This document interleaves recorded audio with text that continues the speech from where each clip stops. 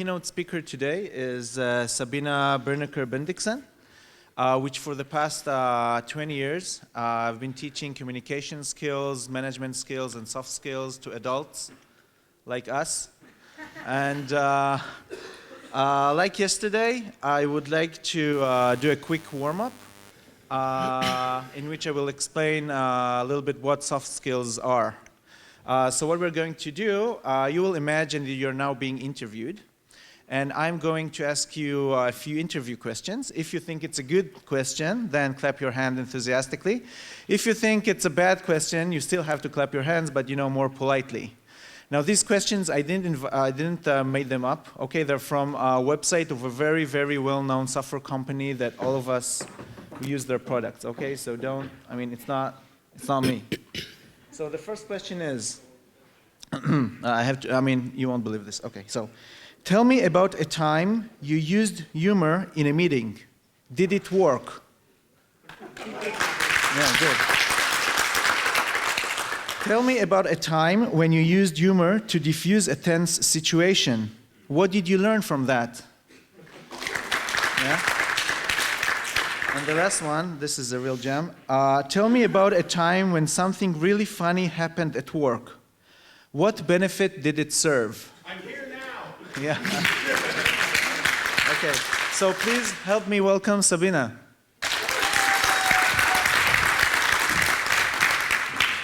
Thank you very much.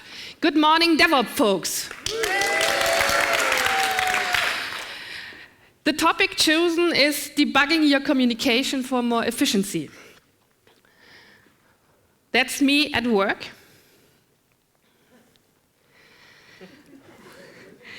And work could be different all the time. You think you know everything, and the next day will show you you don't know anything. You have to start to learn new. And that's what I have done the last 2 years when I start dealing with the people from the tech industry.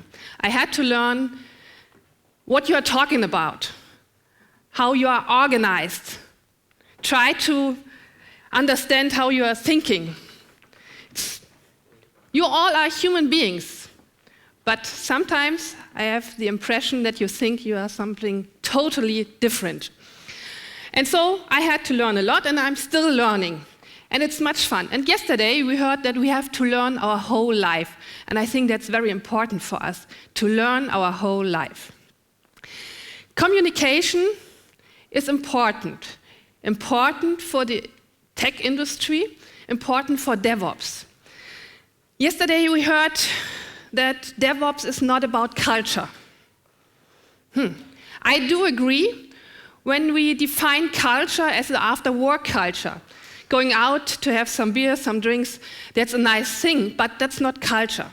Culture for me always appears then when things get worse, when we are not in our comfort zone, when we have to leave the beloved things we are doing every day, and we get into stressy situation. Then culture is, for me, how we behave with each other, how we communicate with each other. And I think for DevOps, for working in cross-functional teams, for working in multicultural, for working in diversity, culture is important. When you define culture as the way we behave with each other in difficult situations. And for culture, for behaving with each other, communication is the system you transport your ideas. You transport what you want to say. You transport a part of your behavior. So communication is important for culture. Communication is important for work. Communication is important wherever people come together to give their best and to come to goals, to reach goals. There's one guy called Paul Watzlawick. He once said, we cannot not communicate. Whenever we get together with another person, we start communicating at once. even when we are saying nothing. Because communication is far more than the spoken word. And when I was standing here and was saying nothing, you would get an impression of my person. And so this is a kind of communication. Communication is everywhere around us, all the time. And the bad thing is that misunderstanding is often hot on the heels of communication. Misunderstanding is part of communication. That's the thing we have to face. A bad communication causes maybe a lot of trouble. A bad communication often is the reason for mistakes. A bad communication could really be demotivating. And a bad communication could cost a lot of energy to clear up all those misunderstandings afterwards. A bad communication costs a lot of time. And it costs efficiency. It's bad for efficiency. And in the end, a bad communication could be very expensive. I think all those points are similar to IT projects, aren't they? A lot of IT projects causes trouble, are reasons for mistakes, are demotivating, cost a lot of energy, cost a lot of time, aren't very efficient, and are perhaps expensive. Perhaps the way the team is communicating with each other is one of the reasons why IT projects sometimes run this way. So, why do we accept this? Why do we accept that a bad communication disturbs our motivation, disturbs our projects? I don't know. Or it is that we underestimate the complexity and the importance of communication. Because most of us think we are masters of communication. Because we are communicating from our early childhood on. We are able to speak and write. We are able to listen and read. So why the hell do we need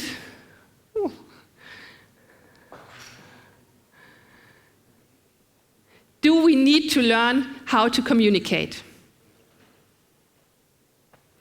I think we are sometimes more like masters of disasters.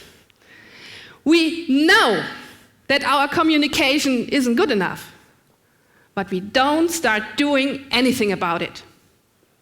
We keep on talking. We have to communicate. We have to better our communication. But what do you do for that? Tell me.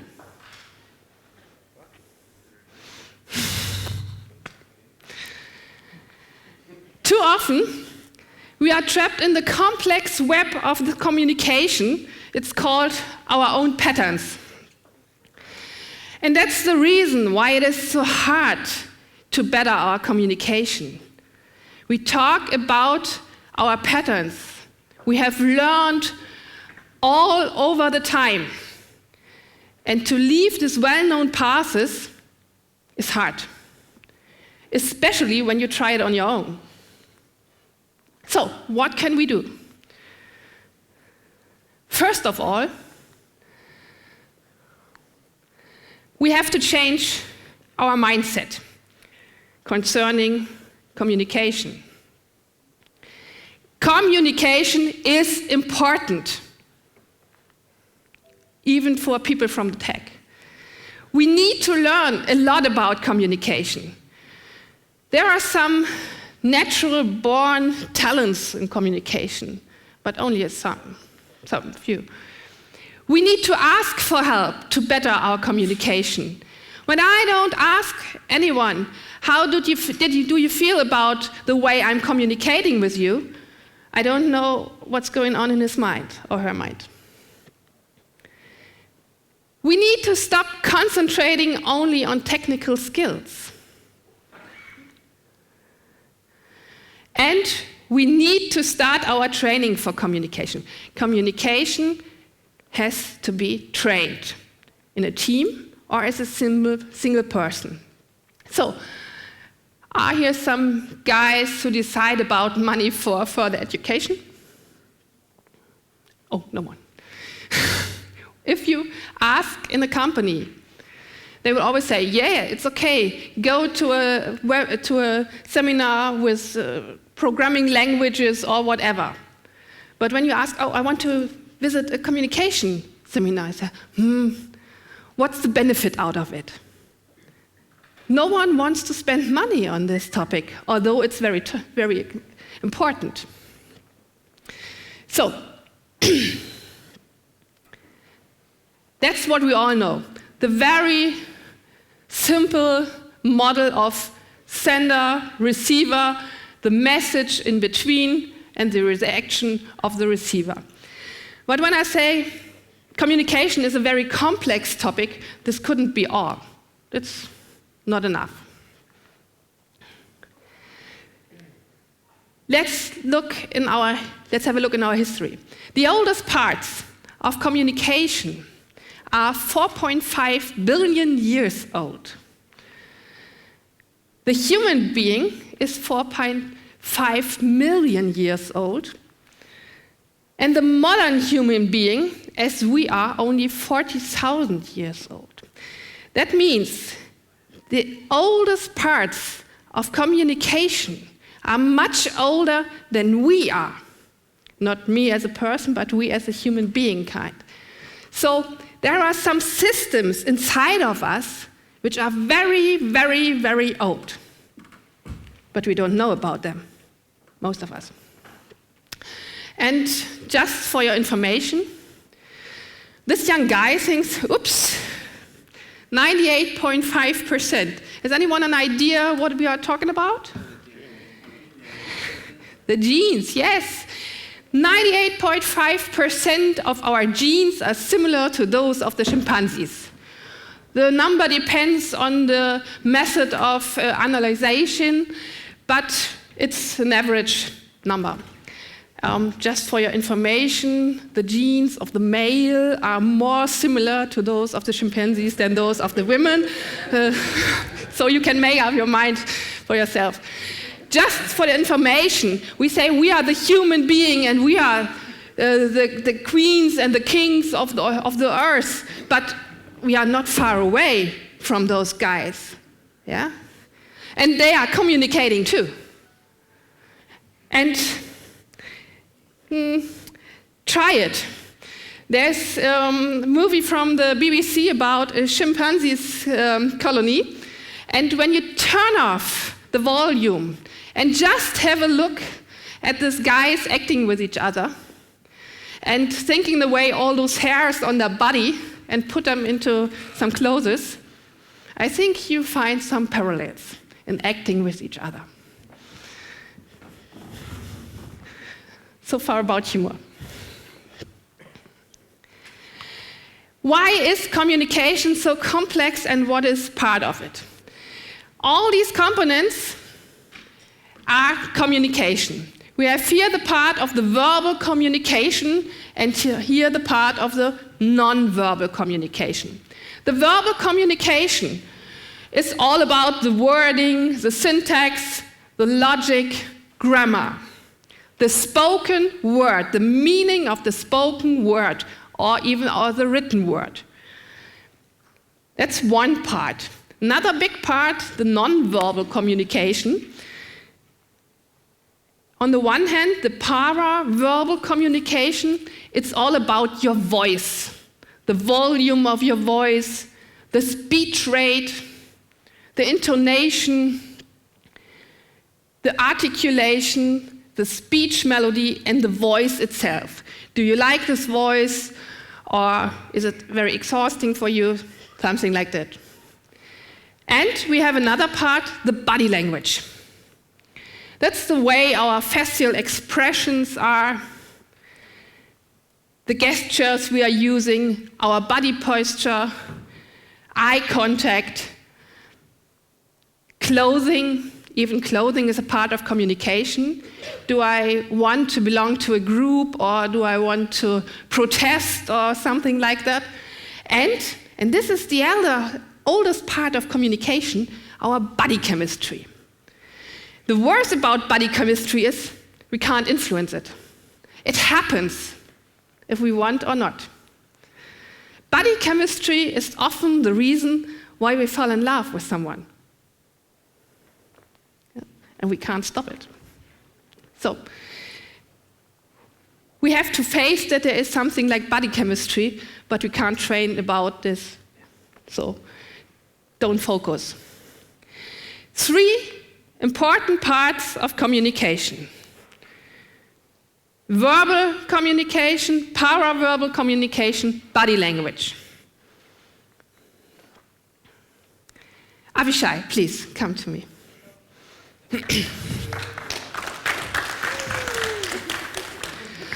I'm really happy to see you again. Why not? Because you moved away. I said I'm really happy. So why don't you believe me? Because your words say something else. Okay.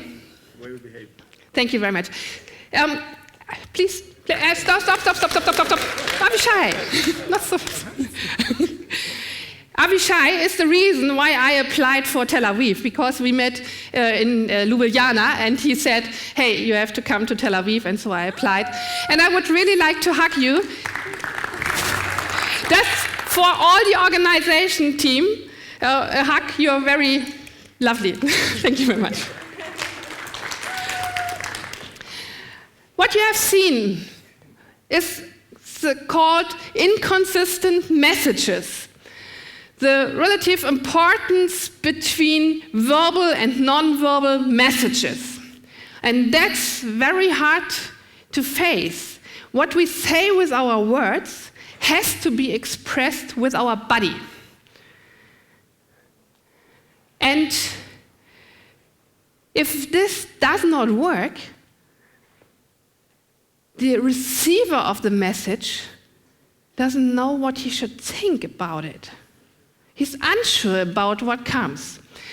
And Albert Mehrabian has made some studies about this topic. And he found out 3 important numbers: 7, 38, and 55.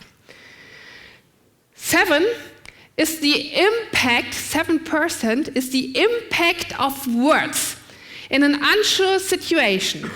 Not when we know each other very well and we are joking, then you know what I mean. When I say, oh, you are stupid, and we are laughing, and you know me, then you know that's just a joke. When we both who are communicating, I say, hey, you're stupid, and you don't know me, you say, what's going on? Yeah, why did she say this? So 7% impact of words. 38% is the impact of your voice. Does your voice sound the way that the receiver thinks, yes, she is right, she knows what she's talking about?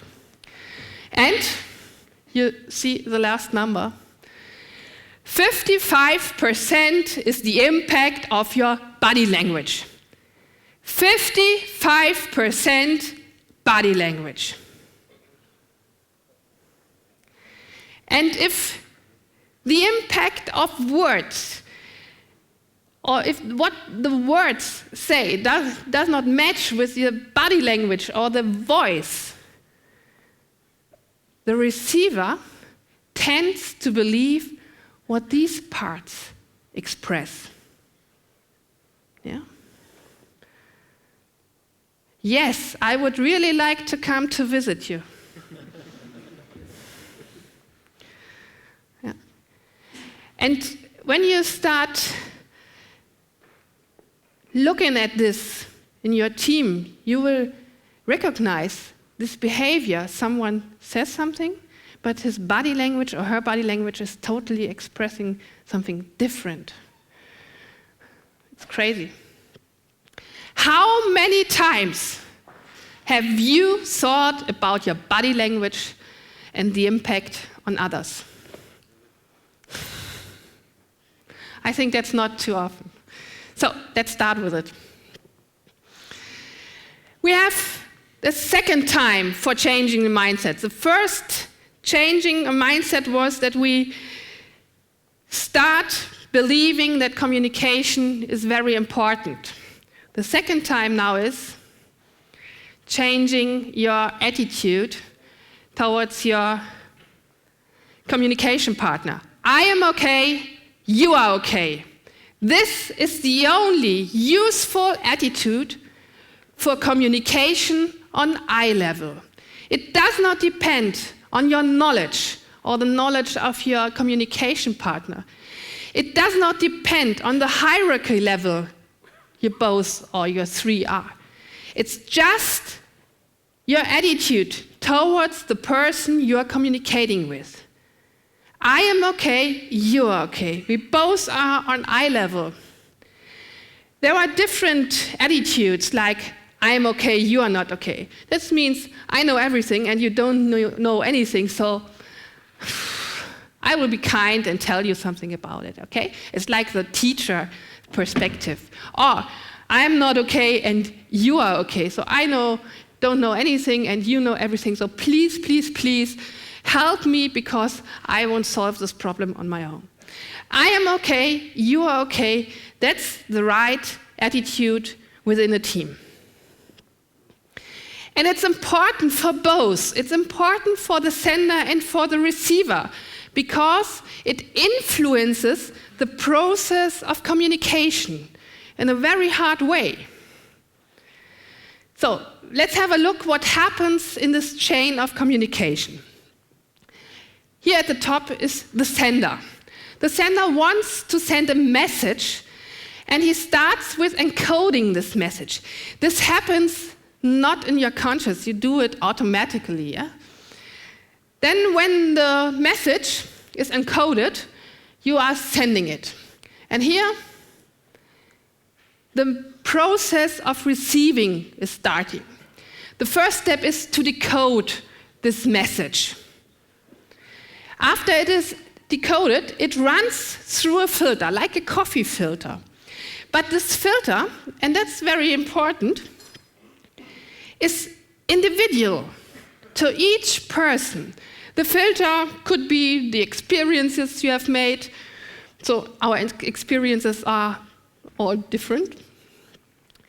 The filter could also be your knowledge, your actual mood,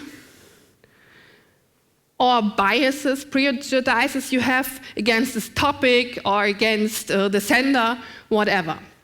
After this information, which has run through the filter, the interpretation starts.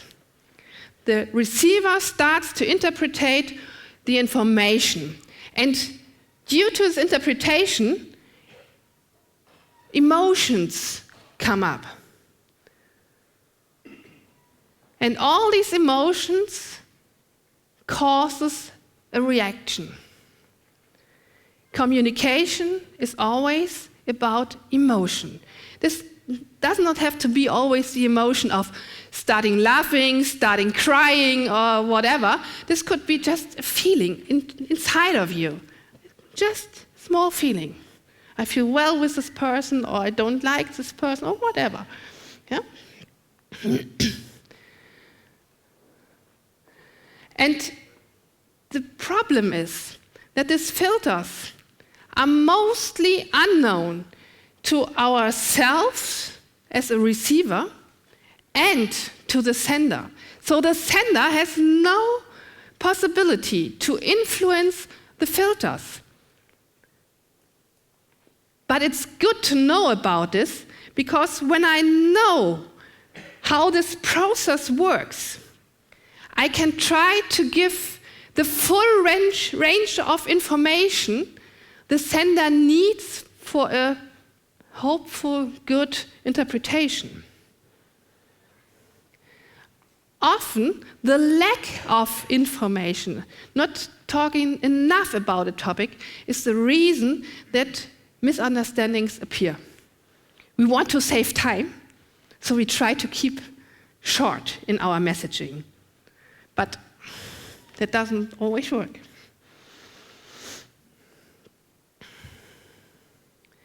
So that's a more complex model of communication, of the sender-receiver model, where I've worked in all those filters. The sender, the initiator, starts to communicate. He encodes his message in a verbal or non-verbal way. And then the receiver starts decoding, the information runs through the filters, the interpretation starts, the emotion starts, and the receiver starts to react. With starting this reaction, this could just be a facial expression, he becomes a sender himself. And the process goes on in this direction. This means communication is always a bidirectional and parallel process. Communication does not work only one way, they stop and work the other way around. It's all the time between the communication partners. We are always sending and receiving. And that's the way why communication is so complicated. And that's the reason when you talk about difficult topics, both sides have to concentrate on it. It doesn't work when you are tipping on your keyboard or something like this, or watching a movie beside when you're talking about a problem. Because you cannot concentrate on all things. Yes, I know. We can do all things at once. No problem for us. But nothing of those things will be perfect. So start concentrating on communication when you're talking about difficult and important topics.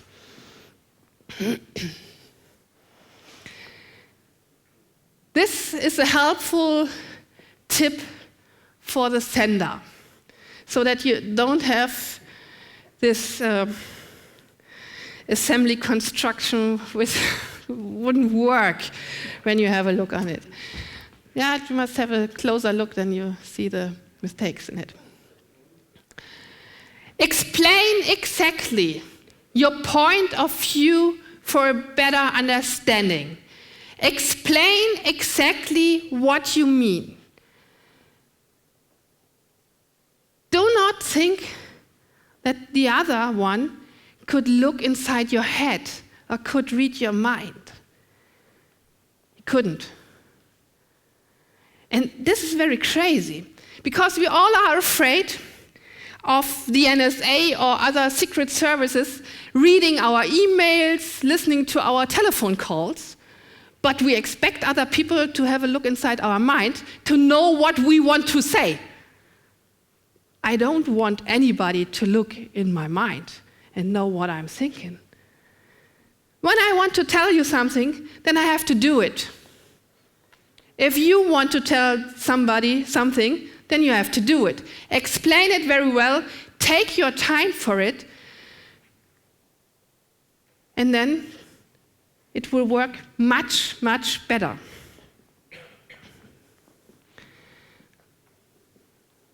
There's also a helpful tip for the receiver, because communication is for both sides. Both sides need to know how communication works. Ask questions if there is a huge scope for your interpretation.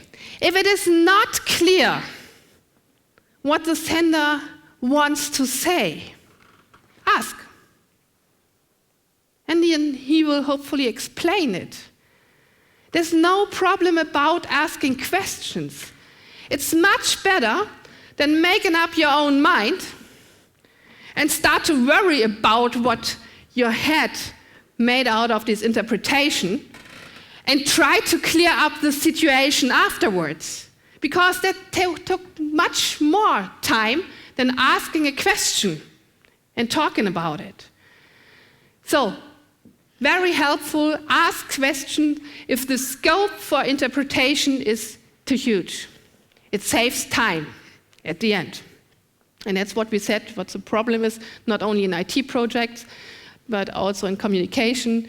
Bad communication, it costs time. Have you ever heard about nonviolent communication? Oh. Huh? There's a book like called Nonviolent. Oh, it's much more than a book. Books are very nice because you can put books into your shelf and say, oh, I've got a book. But it's very important to read in this book and to understand what it wants to say and to try to adopt some of these tools they are talking about. Nonviolent communication is the smart way for communication. Nonviolent communication says that you don't have to put yourself as the measure of all things. Sounds a little bit crazy. When you use the topic of the method of nonviolent communication, you talk about your impression, how it feels to you, to your feelings, and you help to improve the situation with giving your ideas and your wishes, what you want to get out of this situation. And that's a really good way of talking in a team. It does not work 100% of the time, but when you try to put it into your daily life, step by step, 1% more, 1% more, 1% more, your communication will better a lot.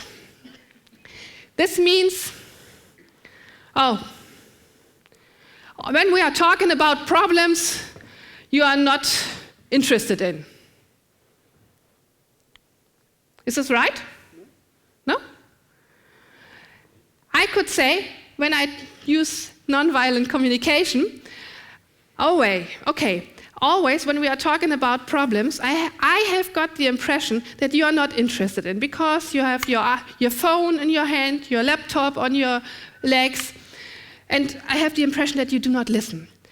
I worry about this, because I think this problem is very important for us. So I would like you to stop playing with your phone and start talking with me and giving me your ideas so we could discuss about our ideas. That's nonviolent communication. I describe my feelings, my emotions, and try to explain what I wish, what my idea of solution could be. So we are in a process of dialogue. When I say, you are not interested in this topic, that's absolute.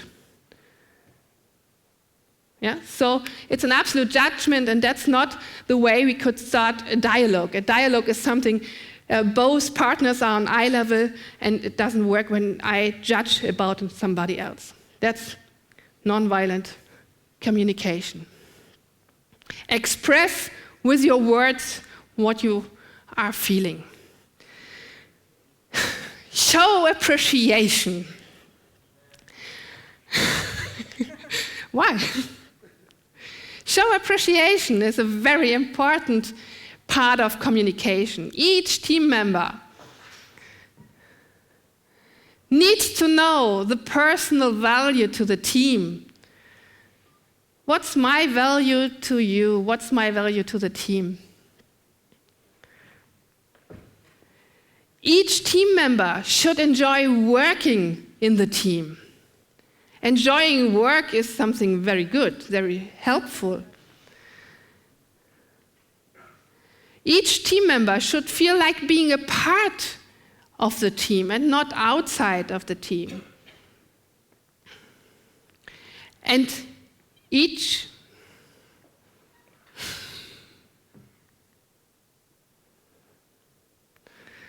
I think the batteries are low.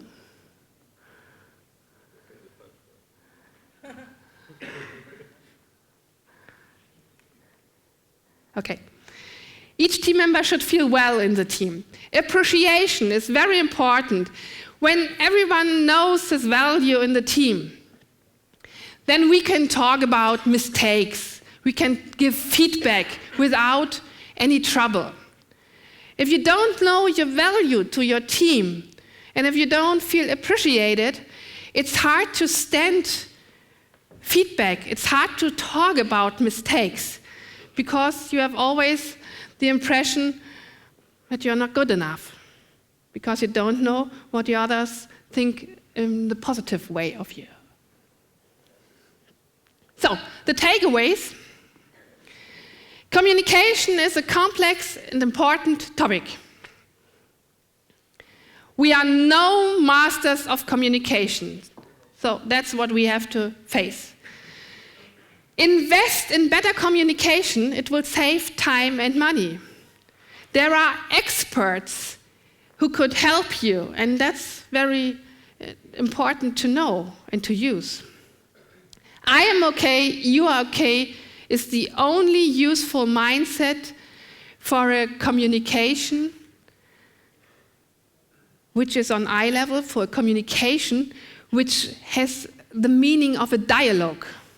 Not only more discussion, but a dialogue to come to solutions. Take time to describe exactly your point of view, your impressions, etc. Ask questions and avoid misunderstandings. And think about the method of nonviolent communication, which will help you to ease some difficult situations.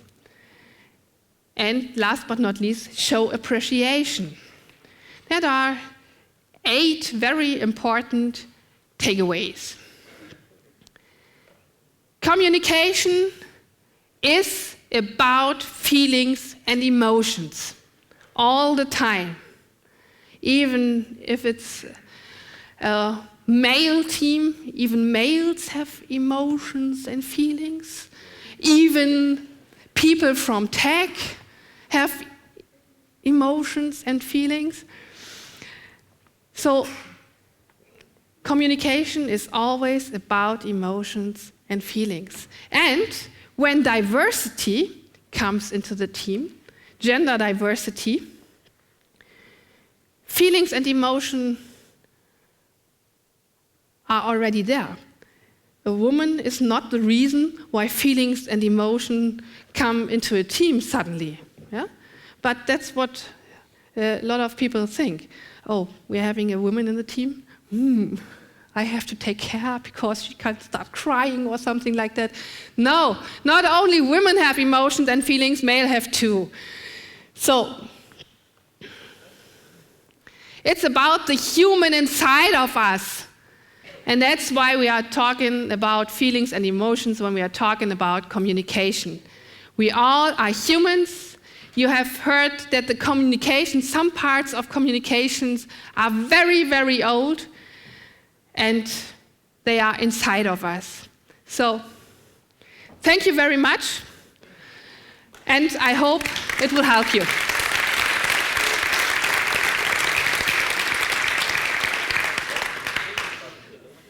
Are there any questions? Hi, thank you very much. That was really great. The problem that I'm facing with is that because communications is such a subconscious effort or habit, it's also something that, to me, seems very hard to change and very hard to control. So how do you recommend that we go about changing the way we communicate in that case? That's what I said, you need help for it. It's very difficult to do it on your own because you haven't got your own feedback. And you need help from outside. This help could be some guys of your team. You say, okay, my communication, I want to know how my communication impresses the other one. So you can ask them and try to get out the feedback from them. But you can also ask some people who are, as I said, professionals in communication, who come and join a team, join meetings, but not also meetings. Daily communication is important as well as the communication in the meeting. And these professionals can help you to show up where the problems could lie in the communication and try to give you some ideas how to solve it. But One thing which is very important about changing communication is you have to do it on your own. You just get ideas, you can get feedback, but the one who has to change it is you. And it's a hard work, really. You can't say, so tomorrow I will communicate in another way. That won't work. You have to do it step by step. And that's what I say when I say we have to start our training for communication. We have to train it. It's a technique. But the first step is to know what other people think about us. And then we can decide what we want to change and the way we want to change. And then we can start training it. It's a process. I have a question that is more, I think, relevant for early stage startups. Let's say you join a startup and there is some communication gap. And from my experience, it takes a few months, if not a year, just to get it working. You know, really, with someone that you don't have chemistry with, it takes about a year until you get to know each other really. But by the time, I mean, a year is a very long time for a startup. So the question is, how can you? I mean, you can start taking consultants and all kinds of that stuff, but you need like very, very fast to ramp up your team, and for the exception of good interviews. Like, what do you do? To improve communication is nothing which works very fast. So that's very important. But what works very fast is to know that there could problems appear and that you are aware of that and that you talk about that you feel not good in the situation and something like that. That you try to express your impression of the situation and start talking about it. And that's the very important process within a team, to start talking about it, not to say, oh, I won't tell about this, he must know. And you said you know each other very well. To know each other very well is a situation which raises up, I don't need to communicate that much because he or she knows what I want to say. And you stop talking to each other, like an old couple. Sometimes it works. Most of the time, problems are arising.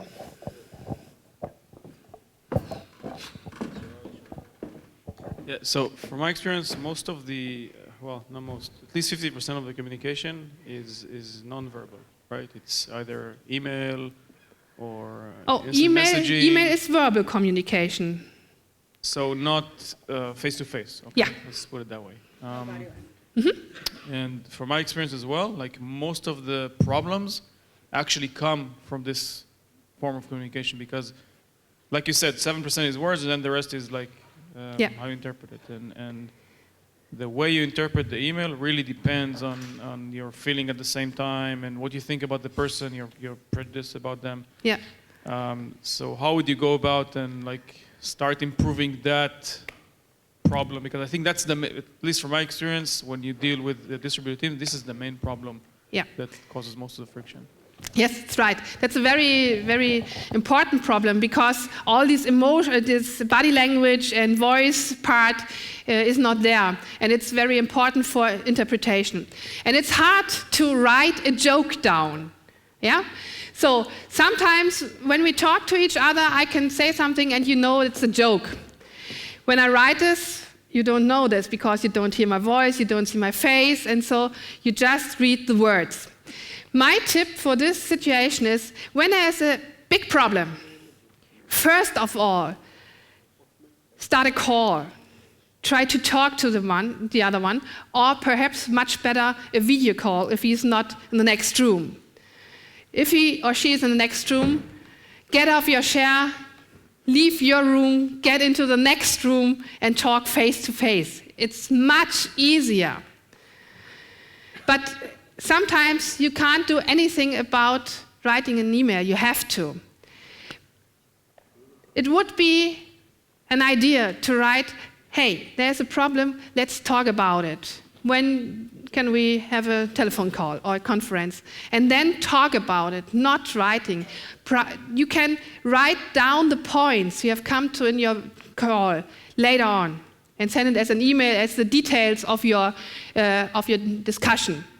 But not first step, the email with all the points which doesn't work, and then say, so, not my problem anymore.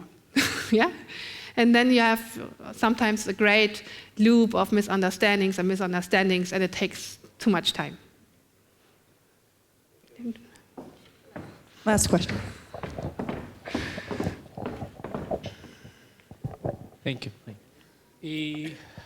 Emails could be changed by phone calls, or I can preserve the presentation, video call, whatsoever.